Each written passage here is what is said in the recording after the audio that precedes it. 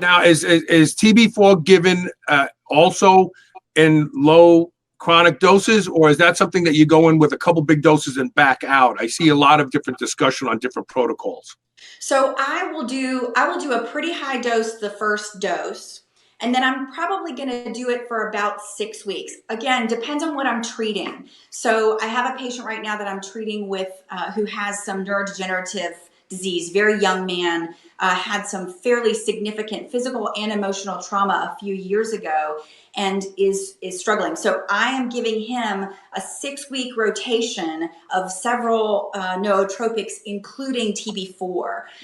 Started with a fairly high dose of TB4, and then I'm switching over for him to cerebrolysin, and then I'll use dihexa, and then I'll use maybe epitalin or DSIP or CMAX, and I'm doing sort of a every 6 weeks rotation with those, with a baseline for him of TA1 and BPC 157. Once he was on those for a little bit, I added CJC epimorelin to increase his mitochondrial function, and then we started this 6-week cycling. So for every patient, it's a little bit different. Okay, and there's questions coming up. We will get to them. And Julio, we're going to talk about Lyme in just a moment. Sit tight. I used 400 milligrams of dihexa this morning because I've given up caffeine. And I got to tell you, I feel that stuff when I use it. It's amazing. It's so interesting. Some people I rub it on my neck, and literally like a couple minutes later, I'm like, oh, why do I feel like I've just had coffee? So, okay, so the leaky gut thing, right? You know, a lot of people in the medical orthodoxy still. I had a doctor say to me, "There's no such thing as leaky gut." I says, "What's GERD?" And he looked at me. He says, "What?" Well, what's GERD? I says, GERD is your food is coming back up into your esophagus, right? Isn't your gut leaking at that point? And so, you know, I get this. I think it's humorous that, oh no, the gut just can't leak, and that's just nonsense.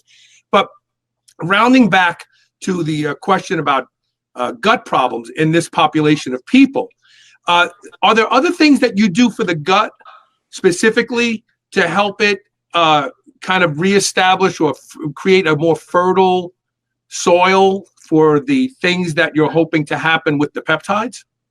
Well, for non-peptide, I'm a huge fan. I don't use a lot of probiotics. I try to recommend people use food, but I'm a big fan of using prebiotic starch. So I like King Arthur. There's several other good brands, but I like using prebiotic fiber. I mean, if I can get patients to do chia and flax seeds, that's a great way to get them things that their intestinal bugs love to eat. I treat them like stray cats. So if you aren't feeding them what they want to eat, they were going to run away. They're not going to hang around. And if you want them to stay around, you got to feed them fiber, which is what they love. Good. I'm sorry. Good. That fiber is going to create when the bugs eat it, they're going to create butyrate, which is the primary fuel for your colon cells. So you could eat avocado and butter and get your butyrate, which is my favorite way to get butyrate. But I also know that I need to feed my intestinal bugs. And so I do that with fiber, various fiber sources. Dr. Satish Rao came on my show a couple of years ago, and he published that study that blew up the internet about lactic acidosis from SIBO, brain fog, aches in the muscles, soreness, weakness, and all that. And so when I had him on the show, I said, "What do you attribute this modern day explosion of SIBO?" And he said, "Well, you know, it's really hard to say." I said, "What about everybody's taking probiotics willy-nilly? I mean, I was taking VSL number 3, 900 billion CFU a day. I gave myself SIBO. I'm telling you, I did." And so, you know, I'm with you when you said, I'm not a real big, I think that we are going to look back a decade from now and go, man, did we get the whole probiotic thing wrong? Because we were literally seeding the small intestine. So I'm with you. There's one that uses vegetable fibers as the fermentation source. I like that one quite a bit.